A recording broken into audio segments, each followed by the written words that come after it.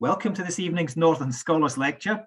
It's good to see so many people have logged in for what is going to be a fascinating talk. We're very lucky this evening to have with us someone who I'm sure most of you know very well already, Professor Richard Oram. Richard is a long-standing member and in fact the outgoing president of the Society, and he has been instrumental really in driving developments, including this lecture series. So it's about time that he got his act together and gave us a talk. But for those of you who don't know, I'll tell you a little bit about the man. Richard has very recently stepped down as the Dean of Arts Humanities at the University of Stirling, and he has resumed his position now as Professor of Environmental and Medieval History. He has got famously wide-ranging research interests, which cover Scotland's environmental history, its medieval history, the Scandinavian North Atlantic past, the architectural development of castles, Scottish boroughs, and, well, many more things besides. I could spend the next 45 minutes reading them out to you, but I won't, because this evening, Richard is going to be talking to us about the Pre-Reformation Church in the Dioceses of Caithness, Ross, and Moray. So, Richard, over to you. Thank you very much. I'm just hoping that everybody can hear me. You can hear me at least, Alan. Nod, please. Excellent. That's what we want. Yes, it's a great pleasure. As I said to Colleen Beatty when she first buttonholed me to give a talk, blithely, here's a topic for you. And then it was afterwards I regretted at leisure that I'd chosen something quite as vast as it is. So be warned, it will be a bit of a canter. And not necessarily going into a huge amount of depth. So without any further ado, I'll share my screen, and hopefully that is, come on, start the show. There we go, that's it. Right, so yes, the Pre-Reformation Church in the Dioceses of Caithness, Ross and Moray. And I chose to do this talk this evening, not just because it's the northern dioceses, but because in truth, these are possibly three of the most neglected of the medieval dioceses in the country. Of them, in fact, only Moray recently in the study that Richard Fawcett and I did on Elgin Cathedral has had anything like a modern treatment of when you're looking at its development and expansion. And yet, together, these account for over a third of the landmass of Scotland. So there are quite a lot of gaping voids in our understanding of how the church developed up there. And one of the things that will strike most people who've got any familiarity with the medieval church within the kingdom is that overwhelmingly, almost any text that you pick up is going to focus on the two largest wealthiest sees of St Andrews and Glasgow. Yeah, so one of the things really to get clear right at the very beginning is that these two major dioceses, although they're held up as being the exemplars, they're actually really unrepresentative of the experience that you see through the smaller and the generally poorer dioceses of the north and the west of the kingdom, and also the southwest. Whithorn also should be included within that. So, what I'm really going to be focusing on is these three northern dioceses, and not just the big glitzy things about them, not just the cathedrals. So we're going to look at the divergence of these three northern mainland dioceses from the norm elsewhere. And so I'm going to be looking at four particular areas tonight: the earlier origins of the three of the dioceses, the institutional landscapes, and by that I mean the structures, how they're organized internally, organizationally. Very important thing as well is the third point, which is the different roles bishops, kings and magnates had in the development of the bishoprics in particular manners. And then finally, and much more superficially than I think anybody would like, is the evidence for the less formal, the more popular religious landscapes of northern Scotland. So, where do we begin? Well, discussion of all of these things, right at the very root, hinges on the location of the Pictish kingdom of Fortriu. And all the way through my undergraduate years, postgraduate years, and actually down into the present century, if you had looked at the Atlas of Scottish History to 1707, you'd been confronted with this map of early historic Scotland, and there, slapped into central Perthshire, you have Fortriu, which we all know is now wrong. Through the work of Alex Wolff, we've had literally the upending of the map of Pictland, and Fortriu here located mainly over the Lake of Moray, but we should probably actually be looking at Fortriu as an entity that extended along both sides of the inner Moray Firth region. But this is where you've got that great concentration of Pictish Class II sculpture, and the major centres of both secular power in places like Birkhead, or on the other side of the water, the religious centres, particularly Rosemarkie, but also identified through excavation, the monastic site at Port Mahomack. So this has had a quite traumatic impact on our understanding of the development of the early church. And for places like Rosteneth, which for centuries, in fact, has been held up as the location of the earliest stone church, where King Niton MacDerley brought in his masons from Northumbria to build his church of stone in the Roman manner. We can no longer tentatively even suggest that it might have been here at Rosteneth. That has now been blown out with the water. And if you're looking for St. Boniface's Church of St. Peter, it is most likely to be at Rosemarkie, which became the seat of the northern bishopric. And if not there, somewhere close to that Black Isle centre of power.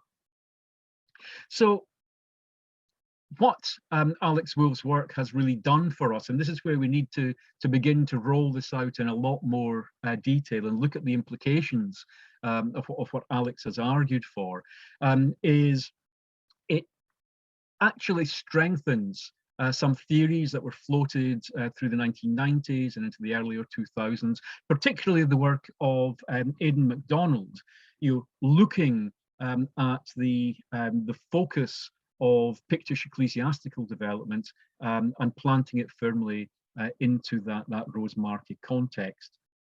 And we need to reflect, quite simply, on this place being a massive centre of production. This is the focus of sculpture, like on the, always get my bearings wrong way around here, on my left, I think that's on, yes, on your left, looking at the screen, you've got one of the slabs from Rosemarkie, and on the right, the slab from Nig.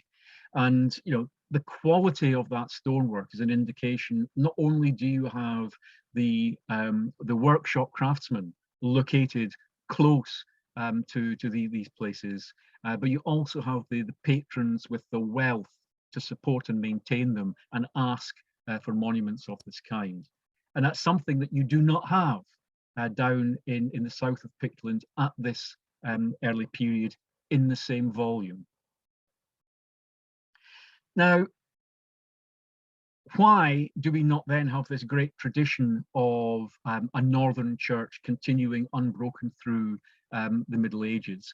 And we need to recognise that it is very unlikely that Rosemarkie escaped the attention of Norse raiders in the 9th and 10th century.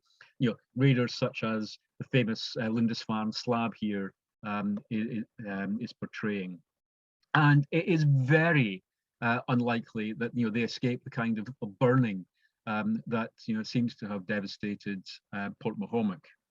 But unlike Port Mahomack, the later history of Fortriu through the 10th, 11th, and into the 12th century suggests that its chief bishopric continued to function and continued to function effectively.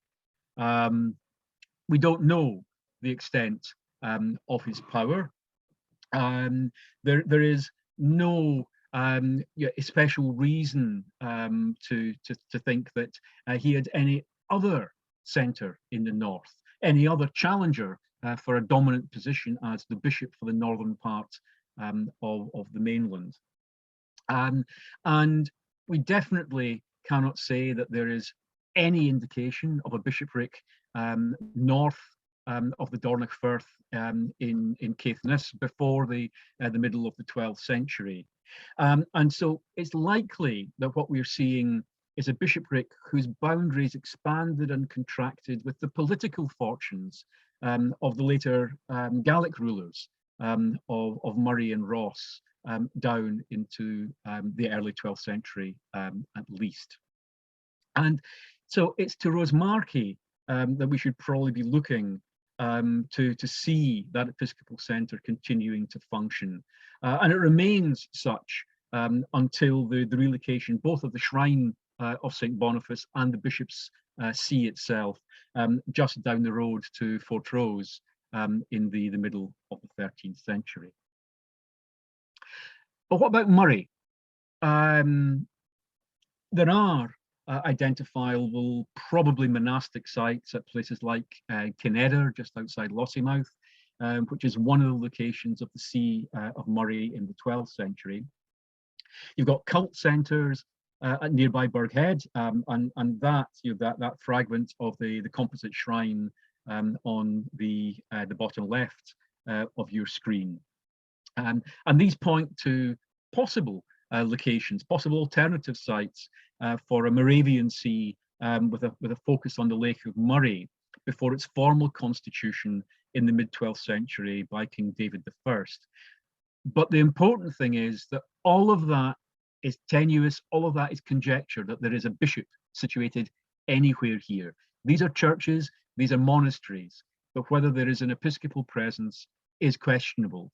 And to my mind, and this is one of these ones, is it's still a debatable point, you are looking at a bishopric in Easter Ross, whose territory extended across the south shore of the Moray Firth for an unknown distance eastwards to the Spey and possibly even beyond it at times. We've also got to reflect on the later Aberdeen traditions that identify Mortlach, which is at the modern Dufftown at the confluence of the rivers Dullen and Fiddick in the Moray Uplands, as being the seat of a northeastern bishopric. I'm choosing that label, northeastern, carefully because it is the one that is relocated to Aberdeen in the 1130s. And despite a very, very garbled historical tradition around it, it does seem likely that this place is founded by Malcolm MacDonagh, Malcolm III, in the 1060s, at a time when he's actively invading and taking the subjection of the land and people of Moray. So this may be, if you like, an advance of Scottish influence in towards the heart of Moray territory. And we can see the way that this encroachment is being orchestrated in the later physicality of the seas of Moray and Aberdeen, where Mortlach lies at the heart of a little spearhead of Aberdeen territory that projects up into the southeastern side of Moray Diocese, and it's surrounded by a halo of dependent parish churches that were connected to the early monastery and bishop site here. So the suggestion is that this was a diocese, a bishop's see rather, a location where a bishop had a seat, that was founded as a challenge to Moray's kings and their bishops. Now, bishops of, and inverted commas, Moray and Mortlach, Gearic and Cormac respectively, they're known from the first quarter of the 12th century. While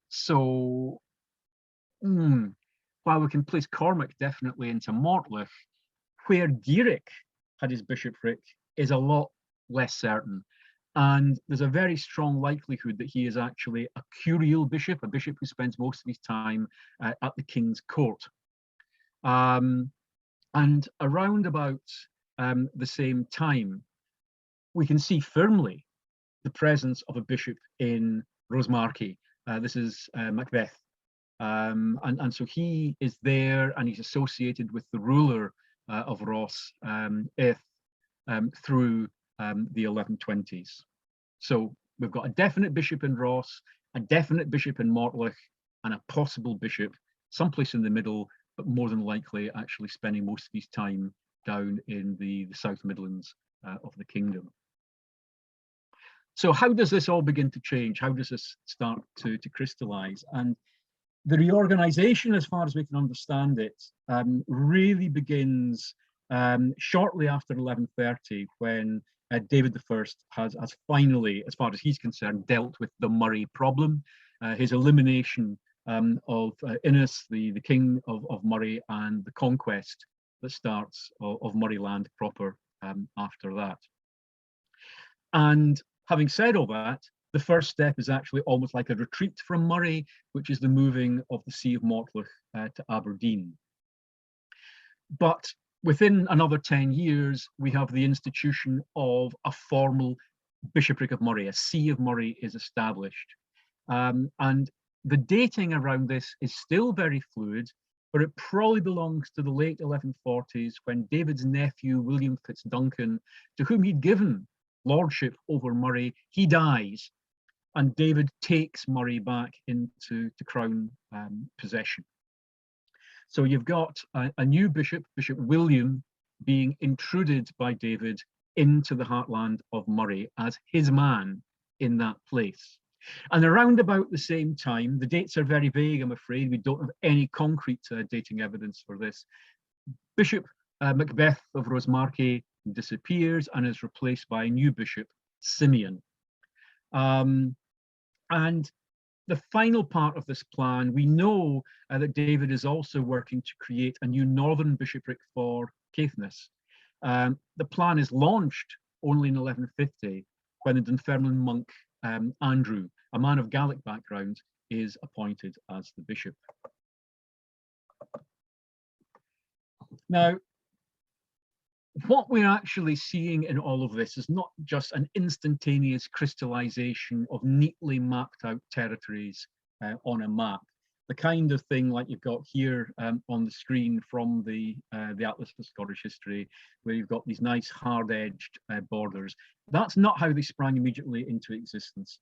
And we see up to a century almost of continuing refinement of the borders, with some territories being gained and lost by the different bishoprics. And we see very, very clearly in the case of the relationship between Moray and Ross, that what you're probably looking at is a partition of a much larger of Rosemarkie territory. And this is where a bishopric of Ross is more likely to be evolving alongside a bishopric of Moray. So likely, I would argue that Moray and Ross is the original Fortriu bishopric, and then it's cleft in two, but the cleavage isn't neat. And so ultimately you end up with parts of Ross south of the river Bewley being given to Moray diocese, and part of Moray diocese at Ardersier is given to Ross, giving it logically land on both sides of the narrows at the mouth of the Bewley Firth. So then Moray is a new diocese, something that is created by the king in conjunction with the episcopal authorities within his kingdom. And this seems to be confirmed as well by the fact that the bishops are peripatetic. They're moving around. They don't have a definitively fixed site for their cathedral until relatively late on. So we see Bishop William probably with his cathedral, first of all, at Burney, at the top of the screen here. Shortly after the consecration of Richard de Lincoln in 1187, he relocates to the old monastic site at Kinnedder. Only 4 years after Richard de Lincoln's death, Bryce Douglas moves to a third new location at Spiney at the bottom of your picture here, where the two burial aisles sit on the site of the medieval church, complaining about the inaccessibility of Kinedder because it sat on the wrong side, on the seaward side of the Moray Lagoon. But it only remains there for little more than 15 years. And then because it was inconvenient for the shops, which is almost what it says in the appeal to the Pope, Bishop Andrew de Moravia moves in 1222 to the new Church of the Holy Trinity just outside Elgin. And this also, though, reflects a move that you see very much in England during the same 11th to 13th century period of the movement of the old Anglo-Saxon rural bishop seats into the urban centres. And that seems to be what you've got here too at Moray. And bear in mind that the new cathedral at Elgin was only 2 kilometres south of the old cathedral site at Spiny. Come on. Now, Caithness really seems to have quite a troubled gestation through this period. A lot of it is political. It's dependent very, very much on the relationship between the kings of Scots and the rulers of Orkney and Caithness. Bishop Andrew may very, very rarely have been operative anywhere within his diocese. We know that he spends the latter part of his life almost continuously as a curial bishop down at the King's Court in Fife and Lothian. And this is largely a consequence of the collapse in Scottish influence over the Northern Jarldons following the death of David I. Bishops were seen as Scottish agents in Orkney-dominated territory, and as Barbara Crawford and others have explored in quite a lot of detail, there is this problem of Orkney bishops also looking as their territories as being reflected in the combined territories of the Jarls, so not just confined to the islands. So the north, always going to be dangerous territory for people who were regarded as interlopers, intruders. Andrew's successor, John, is blinded and has his tongue slit by Harold Madidson at Scrabster in 1199. He was defamed as an informer and instigator of the misunderstanding that occurred between Harold and the king, hence the tongue slitting. And then even worse, in 1222, his successor, Bishop Adam, is stoned to death and his corpse burned in his residence beside the church here in your image at Halker. But what we need to consider is, where was the bishopric? And just because you've got a bishop getting mutilated at Scrabster and another one getting stoned to death at Halkirk, it doesn't mean that their cathedrals were in the north. It seems that Bishop Andrew had intended Dornoch, where there was an old ecclesiastical centre, a cult centre for St. Bar. This was intended to be the bishopric site. But he obviously has to spend time in the north. He has manors in the north. He is trying to extract revenue from there. That's how Bishop Adam becomes unstuck in 1222. And it's simply the new organisation of the diocese by his successor, Gilbert de Moravia, and the building of the cathedral at Dornoch that gives a sense that Dornoch only at that point is becoming the episcopal centre.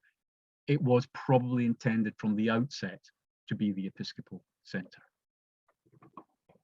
So how do these bishoprics, just planting 3 men in the north of the country does not create a diocese? And for the whole thing to operate at a spiritual as well as a practical administrative level, you need to get a constitution and an organisation for the diocese in place. You need to begin to regularise a network of parishes, organise themselves into rural deaneries, and officials like the Archdeacon, who's responsible for spiritual discipline, to be installed in place. So it is actually about half a century after the new bishoprics are technically founded that we begin to see the first real evidence for the crystallization of a framework beneath the bishop.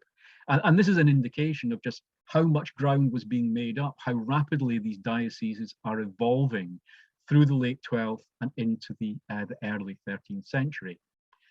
Our best information comes from Moray diocese, and this is largely because of the survival of large chunks of the episcopal registers from there. But the same process would have been underway in the other three dioceses over exactly the same period of time. And it's a great thing, but it also came at a consequence. Within Moray, for example, 71 parishes within the diocese are eventually appropriated, annexed to the cathedral to fund the canonries, the prebends within the cathedral.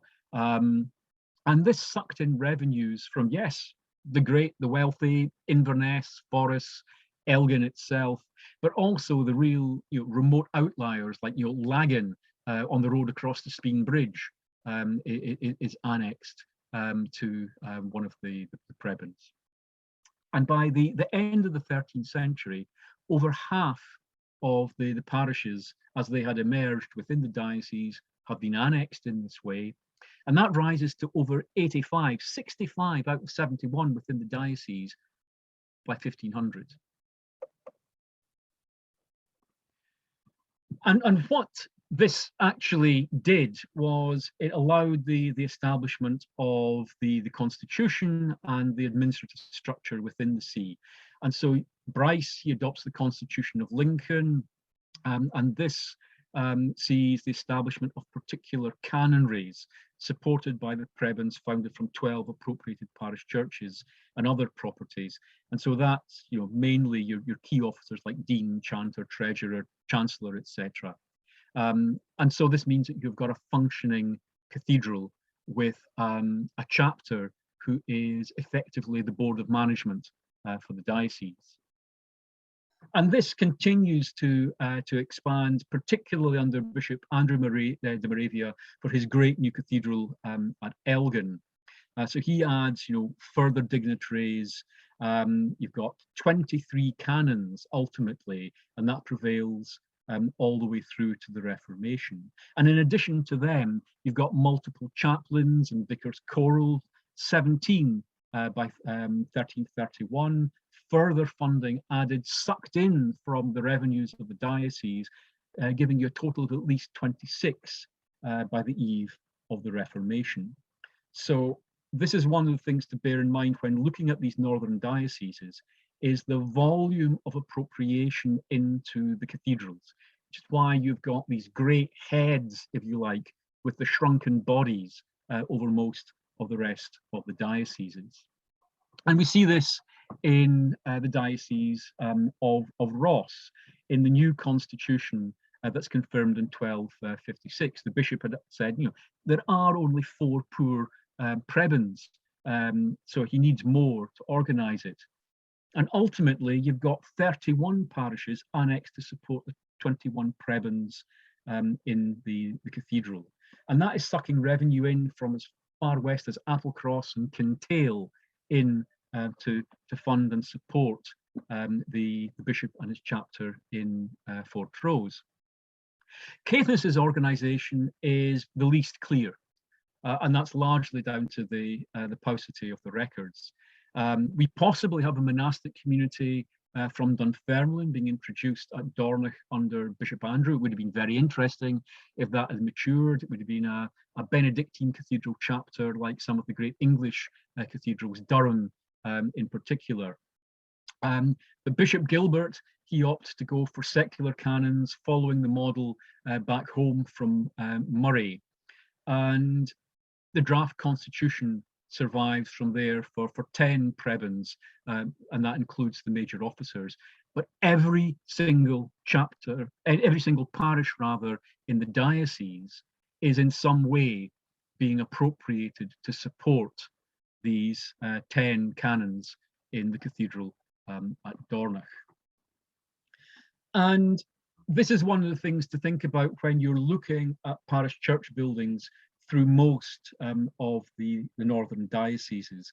Apart from the big borough churches, generally you're seeing these simple unicameral or at best bicameral buildings like the church here in Kintail, because most of their revenue is being siphoned away into the diocesan centre. Less of it is remaining within the parish for expenditure on the elaboration of the building. You've got, yes, an obligation on the appropriator to keep the choir, the chancel area roofed and watertight. And so there is investment. The buildings aren't just allowed to go to rack and ruin, but they do not develop into the great churches that you see through much of England, where you have got a much lower level of appropriation with more revenue remaining within the parishes. And this is something to very much bear in mind when you're thinking about how the wider ecclesiastical landscape of the diocese is being shaped by the relationships with the greater lay magnates, but also with the bishops themselves. And these are important because these are the men who are the monastic founders and patrons. They are the great givers of property to the churches, and they're devotees to saints' cults. So they will pay substantially for investment in new building and in elaboration of shrine churches in particular. And in all the northern dioceses, you get uneasy relationships between dominant, controlling families, if not the king, and the ecclesiastical centres. Sometimes the relationships get too close. In Moray, it is largely the king down to the early 14th century when you get the creation of the Randolph earldom. Yes, there's a lot of important local families like the Murrays of Duffus, for example, who are going to be patrons of the church, but they're relatively small scale compared to some of the great lay patrons in the earldoms further south and west. In Ross, the crown actually has very, very little demesne, very little territory to be dishing out to people or founding other monasteries. And there it's the Earls of Ross, particularly in the early 13th century with the establishment of the MacTaggart line of Earls. And they are going to become great patrons and rivals of the bishops.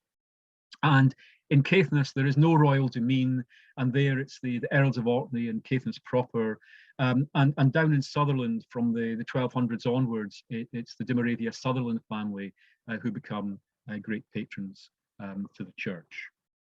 So what does this mean beyond the cathedral site? Well, with crown patronage in Moray proper, you see a proliferation of monastic centres. Crown continues its policies that it has further south, and so you get David founding Kinloss Abbey in 1150 as a colony from Melrose, and ultimately the last royal foundation in the north, you get Pluscarden Priory just outside Elgin, founded in 1230-1231 as a house of Vallascolian monks by Alexander II.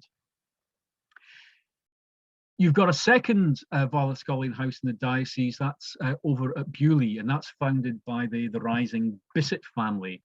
And they're great favourites of Alexander, and this is something that they clearly saw themselves as future earls, if you like. They are there trying to establish their credentials as a great territorial power. And they are also founding in 1224 the hospital at Rathven, east of the Spey. That makes them the greatest lay patrons in the Diocese of Moray after the Crown until the beginning of the 14th century. So beyond them, there's a lot of small-scale patronage going on. And again, this is something that you see in the quite different density of small foundations of hospitals, Maisons Dieu, and later of friaries of Dominicans and Franciscans within this region.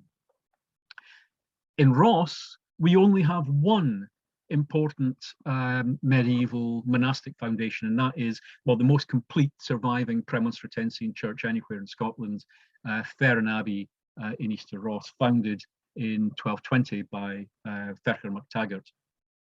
And it's colonised from Whithorn. And that probably gives you an immediate clue as to what Ferchar really had in his mind here, is that like Whithorn, this was going to become the seat of the bishops of Ross. But the bishops of Ross had other thoughts about that. They did not want to be in the pockets of the earls. And so when they moved from the campsite at Rosemarkie, they only went just down the road to Fortrose. So it's a clear way of avoiding secular encroachment. Now, Crown and bishops are also going to collaborate at times, and we see this in the foundation of new religious experiences in the 13th century in the form of the houses of the mendicants, the Dominicans. It's two Dominican friaries that are established at Elgin and Inverness. No friaries north of that. They're cheap. They reach a new particular audience. They do not require big landed endowments. They're supported mainly on rental income from borough properties and on pious gifts. And these are the only two friaries in the north of the country until the 15th century, when you get a Franciscan friary being established in Elgin, and then at least by about 1500, a Carmelite one at King Eusie. There are no friaries in Ross or Caithness. And this is an oddity. It's actually one of the big oddities for all of the Gaeltacht within Scotland, and it stands in sharp contrast to what you see over in Ireland, where there is a proliferation of rurally based friaries, like this is Ross Early over in Galway. And these are very closely associated with the local ruling kindreds. So it's a very distinctive aspect of the social and ecclesiastical organisation of the Scottish Gaeltacht that we do not see these things established in the same way. Within Ross, though, you do have another alternative focus, which is the great collegiate church of St. Duthic at Tain. And this had originally started out as a local cult centre, begins to gain in popularity, particularly with the patronage of the MacTaggart Earls, and then gradually it continues to grow, and then the big bang in the 15th century when it goes national. Great pilgrim traffic, and really the development of the magnificent shrine church that survives there, refounded as a college of secular priests, and maintained as such down to the Reformation. So you've got these big establishments, and apart from those, we really are seeing very, very little evidence for the proliferation of the kind of religious landscape that you have in St Andrews and Glasgow, but also in Dunkeld and Dunblane dioceses in particular. We have some small and relatively short-lived locations or poorly endowed locations, like the Hospital of St Nicholas beside the Bridge of Spey, founded for poor travellers by Muriel of Pollock, the Lady of Rothes. We've only got one certain hospital in Ross, that's the Domus Hospitalis de Edderdour or Killernan, which might be associated with the Bissett family. And then we've also got one Poor's Hospital, that of St Magnus at Spittal up in Caithness, as a foundation by the later Earls of Caithness up there. So apart from these, it's a relatively institution-free landscape that we are seeing.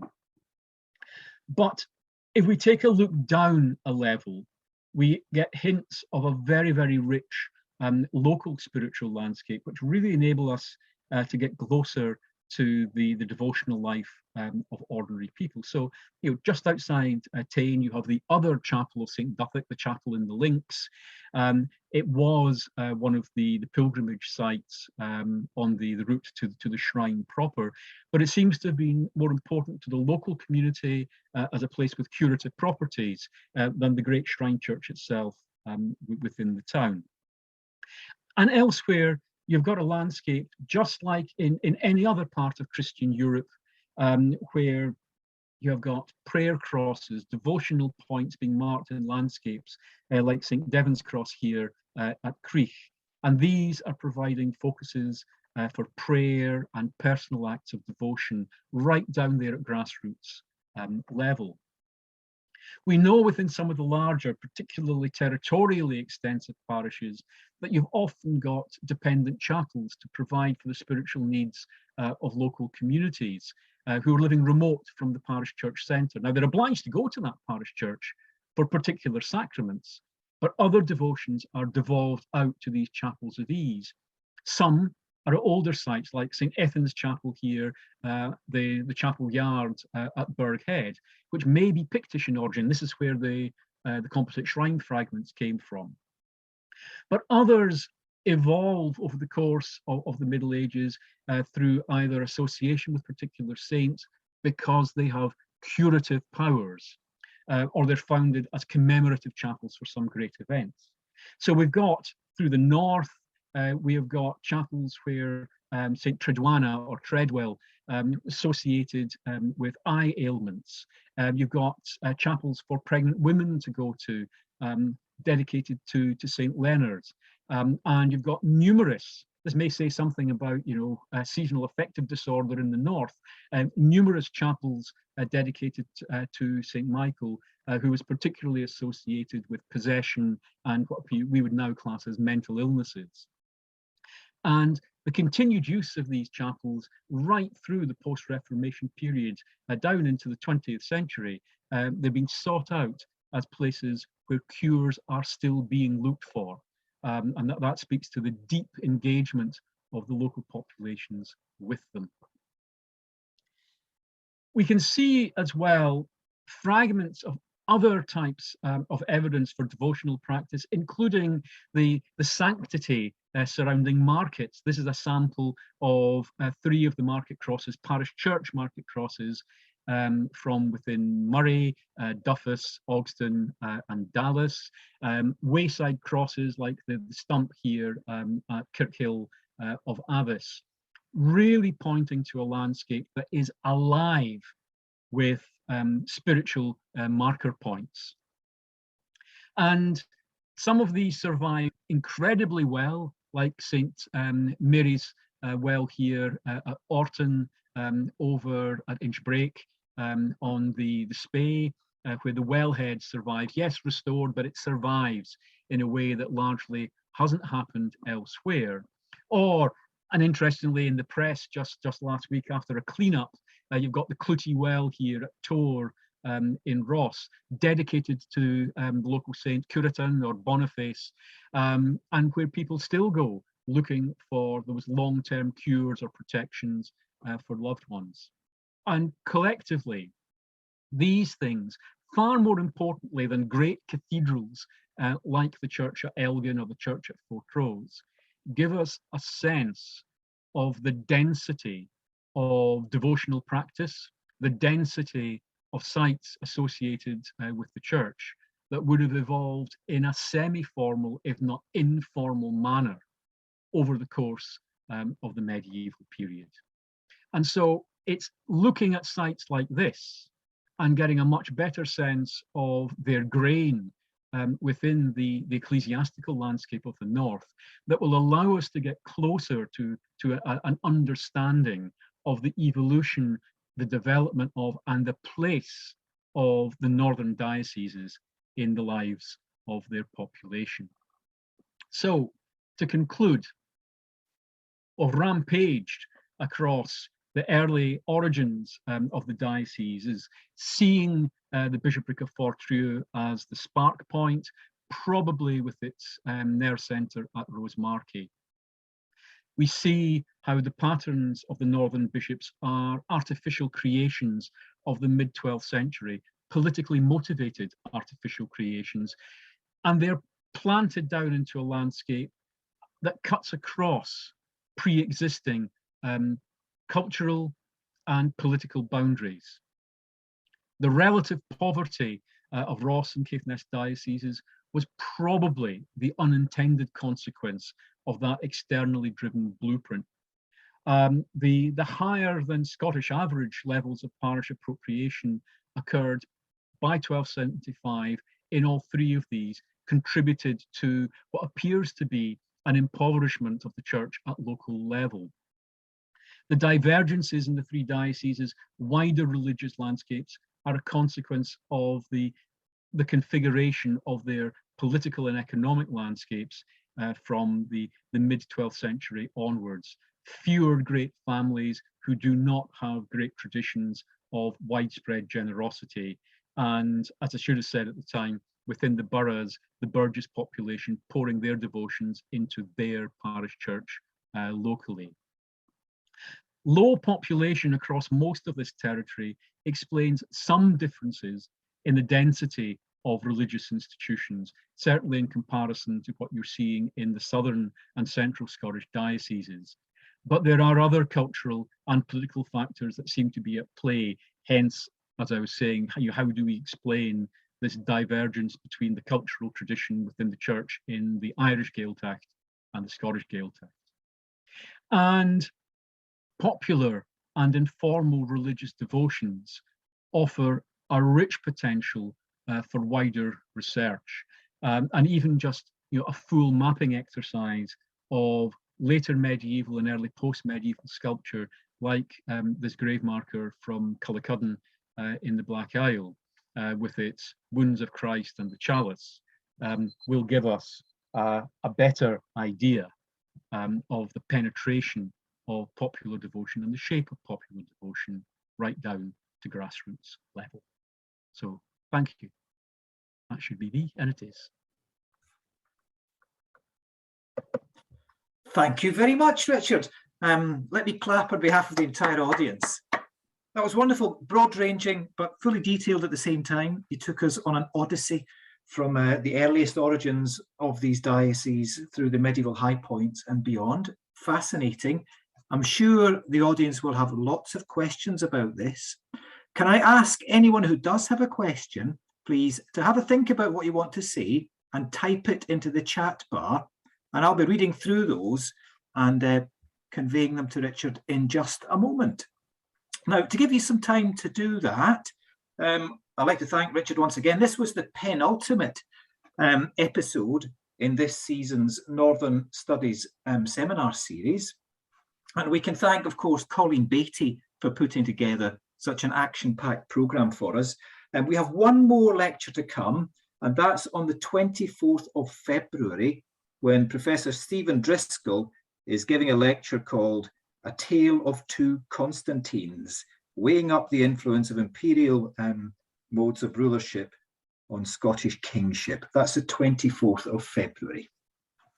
Now then, if I could get the ball rolling in terms of questions, Richard, you pointed out that there were some interesting differences between the religious landscapes of Ross, Moray and Caithness and the more southerly dioceses of medieval Scotland.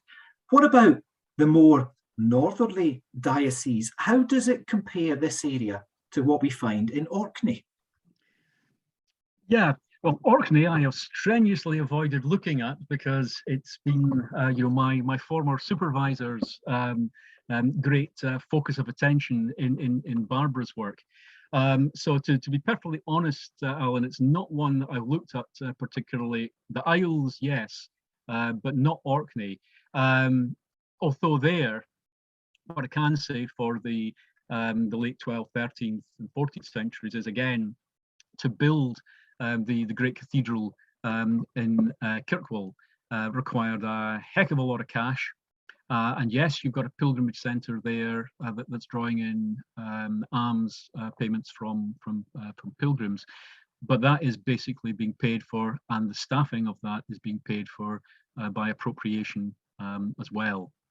And you're going to have a significant teamed income from the north, Orkney in particular, and then once the fish trade gets developing, there's another nice lucrative source of income.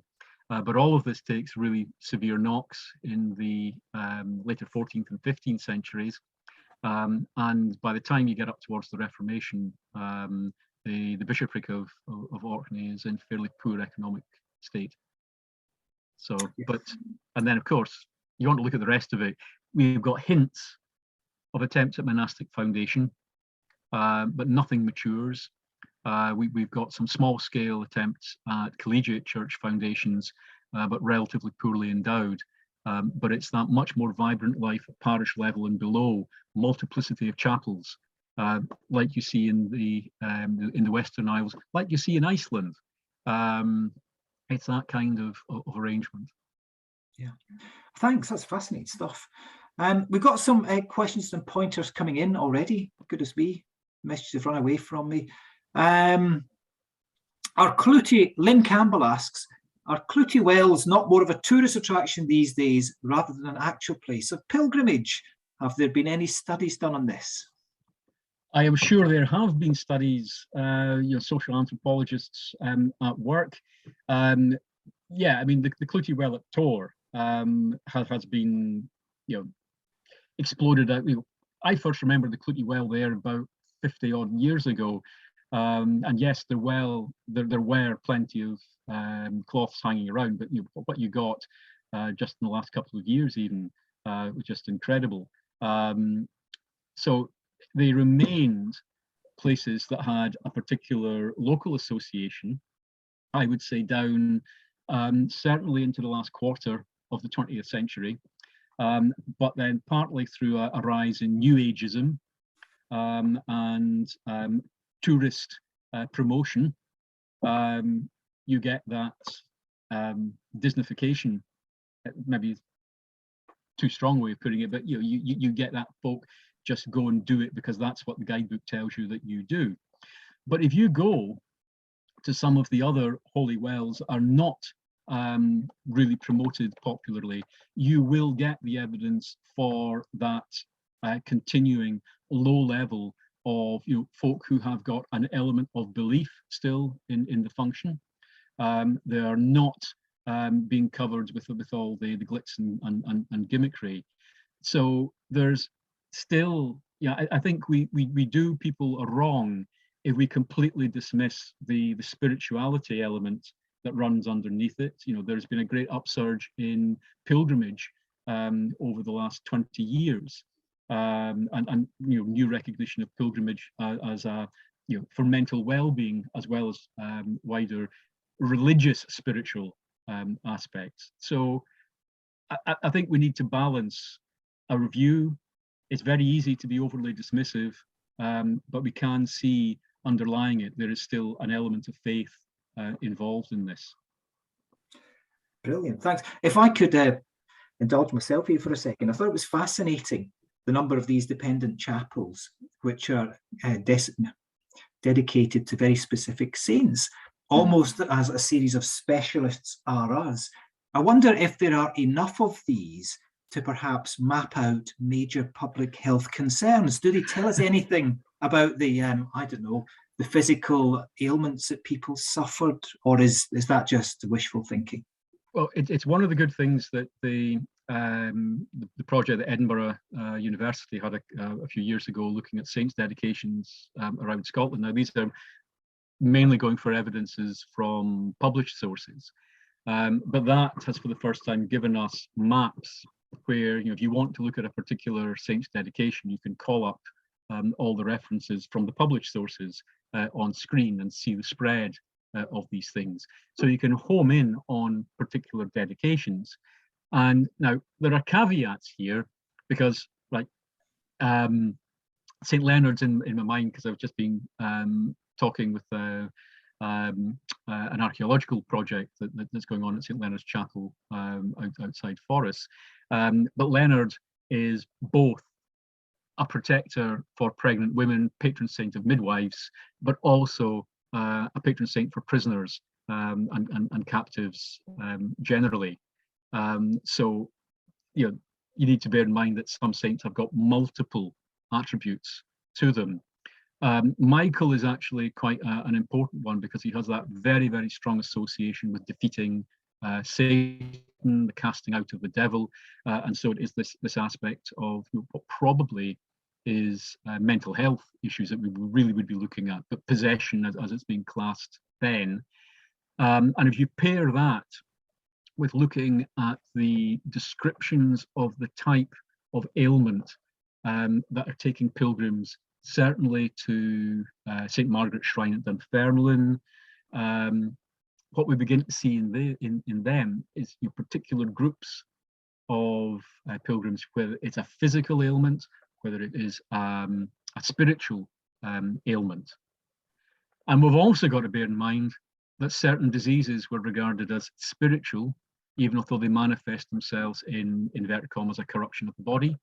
So leprosy, for example, is the outward manifestation of the corruption of the soul. So it's a whole separate world. This is you're moving into scratch and sniff history again here with these particular associations with particular saints. But yeah, in summary, you can begin to get an idea. Galloway, for example, has got a multiplicity of wells that are associated with another one of the eye saints, Modwena, and they were still being gone to for eye cures into the early decades of the 20th century, and they're also associated with bronchial conditions. So folk are going to particular locations because they've got a chest infection. So yeah, it'd be a fascinating study to do. PhD topic for somebody there. You heard that from Richard, and he's willing to supervise it. Okay, thanks, Richard. That's great. Leslie Abrams says, without the institutional apparatus of the later period, what episcopal functions could the bishops of, say, the 8th to 10th centuries actually perform in their diocese? How far and in what ways could their authority penetrate? Yeah, it's that weight of spiritual authority, and seeing them as the agency that gives authenticity, the agency that gives the mark of God, the approval of God to the secular authorities within that territory. So there's a very, very close association between the ruling dynasty and the church authorities within a territory. It's something, I suppose, that is coming through. You see it with the royal abbots and bishops in the Carolingian Empire, in the emergent French kingdom. You see it in, and the Irish royal dynasties, including the O'Neill descent of Columba, for example. So one of the things that you would be expecting the bishops to be doing is lending the weight of their spiritual power and influence to support the political authority of the king, because in turn they're getting the interest of the church generally advanced, the promotion of Christianity and the wider support of the church, whether that is a flow of gifts to the episcopal or monastic centre where the bishop happens to be located, or whether it means taking the message to the pagans. So it's that continuing high level of support. But no, there is no parish structure. They're not going around dedicating churches. They may go around blessing wells and other places that will become focuses for devotions locally. There's no collection of teens until the later 12th century. So it's a shallow penetration in some ways, but if you want to go back slightly earlier, look at the role of bishops within the Caithness, where they are coming up as guarantors for that the protection of the innocents during times of war, for example. So it's using their authority as bishops as these figures for good, if you like, for stability, for protection, for the promotion of, for want of a better term, the better welfare of a territory, but not in any sense something that is going out on a daily, weekly, monthly basis to tour the dioceses They may be organising mass baptisms and things of that kind, but they're not going out there to institute parish priests and things of that sort. Super, I hope that answers the question. A few more messages have plinged in while we've been talking. David Hanna says, thanks for a very informative, enjoyable talk. Fiona Campbell-Howes also says, thank you, Richard. She enjoyed that very much. Someone else called Alan, who isn't me, says, first of all, excellent talk, really enjoyed it. My question is, had Dornoch Cathedral not been built, do you think the church in Thurso, Old St. Peter's, with the Bishop's Castle nearby at Burnside, would have taken its place? Well, that's one of these great what-if questions. A big part of it is going to depend on the wider political and ecclesiastical relationships right up there on the north coast of Caithness. And as Bishop John, I think, found in 1199, he was just that little bit too close to both the Orkney Earl and the Bishop. A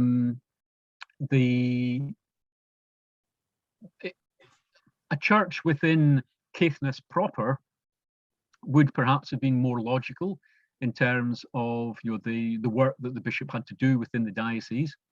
Dornoch is actually possibly the most inconvenient location for touring, which the later medieval bishops were expected to do for touring the diocese.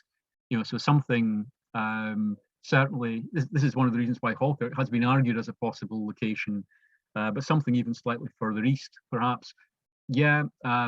Scrabster, right on the north coast, could have functioned, or Thurso rather, could have functioned in that way, but we'll never know. Super, thanks for that, Richard. Hope that did what you needed, Alan.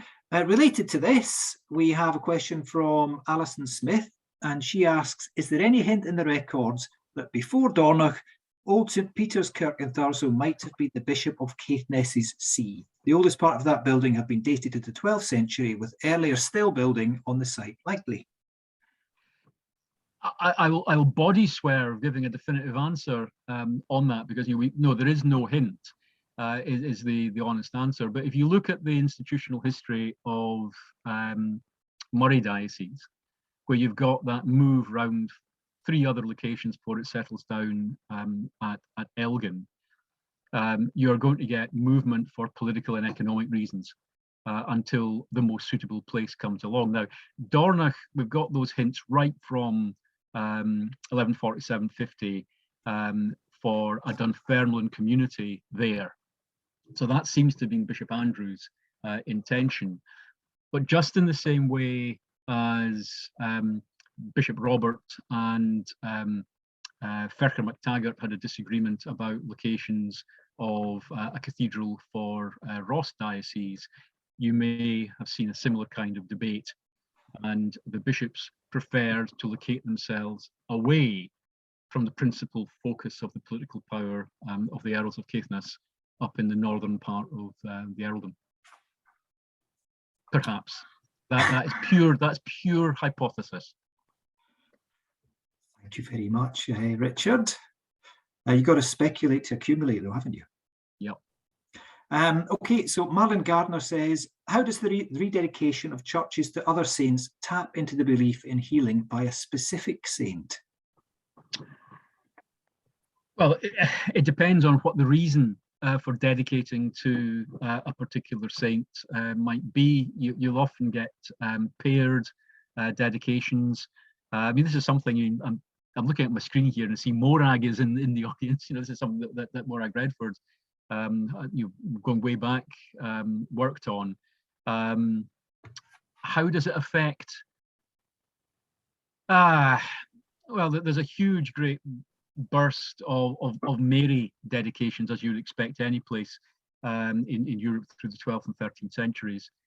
Mary may have become the dominant saint, but often she's sort of grafted on top of an existing cult in a church, and that saint, that older cult, is the one that continues to attract these kinds of curative seeking devotions. there's looking at some of the, certainly the hospital foundations that you get elsewhere in the kingdom, and that interesting chapel of St. Leonard outside Forres. These appear to be places that, why is it St. Leonard? That is this being founded gets a patron, and that patron happens to be the saint that is attached particularly to midwives in pregnancy, and as a consequence you then get local women gravitating towards that location, or their husbands during a difficult pregnancy and birth, and giving offerings at the site. The motivations behind these things are manifold, but certainly in some of the bigger institutions, you're choosing your saint specifically because you've got that association with a particular type of cure. Super. Kind of related to that, Shirley Curtis Summers says, fascinating stuff, Richard, thank you. Do you know if there are any burials associated with these hospitals, the one you've been talking about? And if so, has any paleopathological analysis been done on the skeletons? Well, that's something that would be really, really interesting to do, Shirley. There's certainly for the St. Leonard's Church, there is a tradition of burials that have been unearthed there in the past. No work done in any kind of analytical way on the bone. So we don't even know, which would be very interesting to find, were they all female? Did you have neonates also being buried there? So it's a big and important question. But we certainly have at some of the leper hospitals, there are burials associated with them.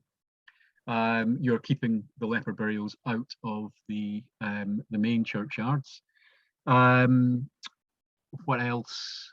Very few of these sites have actually been really subject to investigation beyond core buildings.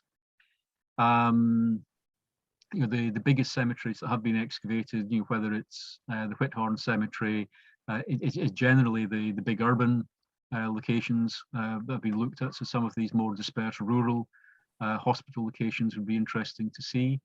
What you've got to bear in mind is often you will get reservation of burial right to the parish church. So there would have to be a special waiver of that, usually involving payment of a fee to allow burial at another chapel location.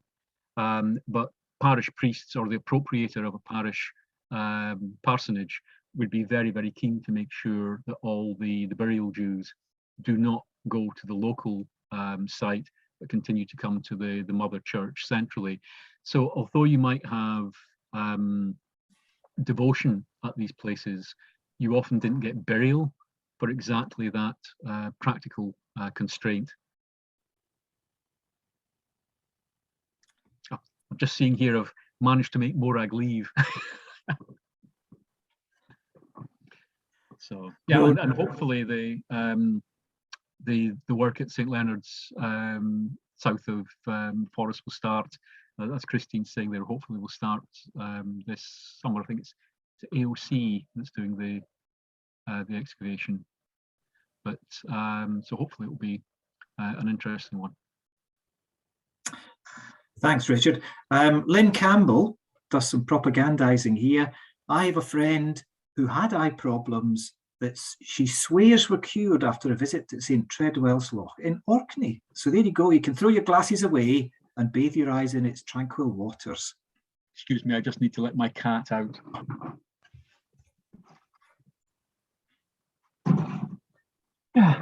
There you go. Yes. So I'm just seeing Alison Reith's asked about sources. Massive dispersal of type. We don't have anything for Caithness and Ross that comes anywhere near the Moray Registrum, and we need to bear the Moray Registrum is just published remnants. of a series of other documents. We've lost the cartularies of most of the major northern monasteries, but some very, very interesting and important things to go and look at include, in published sources, the Calendar of Fern, which, although it ends up in the possession of the commendators of Fern Abbey, was probably originally composed for the Collegiate Church at Tain, and that has lists of the particular saints' days that they are concentrating on for devotions within the Collegiate Church context there, which again pair that with the work of Alan Macniven, the phenomenal job that he's done for the medieval church studies world in Scotland with his translation and analysis of Bishop Elphinston's Aberdeen Breviary. And that allows us to get you down to the late 15th, early 16th century view of local devotion, very strong northern focus, because remember, Elphinston was Bishop-elect of Ross before he moved to Aberdeen. And so there's a wealth of Ross material. All the Boniface legend is in the Aberdeen Breviary. So you've got a huge array of different types of things. If anybody wants to properly get to grips, you may be well familiar with McGill's Old Rocher and Tain through the Balnagown documents. That's only scratching the surface. There was 97 unsorted boxes of Tain material that went on deposit in the National Record of Scotland back in the early 1990s. And that contains a huge amount of late medieval and early post-Reformation church material, as well as secular records. So there's more than meets the eye. Disappointingly less in some areas, but really, you've got a resource there in the documentary sense that really needs to be tapped into. But the real wealth that you've got in the northern dioceses is the not yet properly recorded wider spiritual landscapes, and that's what the Highland Archaeological Research Framework, one of the things that it's highlighting for focus. So really, there's a wealth of projects waiting to be done. I hope that answered your question, Alison. Richard, just a little addendum here. Christian Clark and Michael Sharp are keen to point out St Leonard's Chapel Dig is actually a community archaeology project. Yep. Community, even better. Yep. And hopefully, as a community project, if it gets up and running, it will be able to take the time and explore the site pretty fully. Fantastic initiative there. Brilliant. And I think that brings us to the end of the questions. Bang on time. Excellent. So, well done, Richard. Well done, audience. That was fantastic. I think we can all agree we've had a great evening. It's been a brilliant talk. Your answers have been erudite. And thank you coming in from everybody. And I think probably this is a good juncture to finish. We're finishing a high point. So if I can once again thank you, Richard, on behalf of myself and everybody else. That was absolutely brilliant. And well, we hope you enjoy the rest of your evening. Thank you. Bye now. Bye now.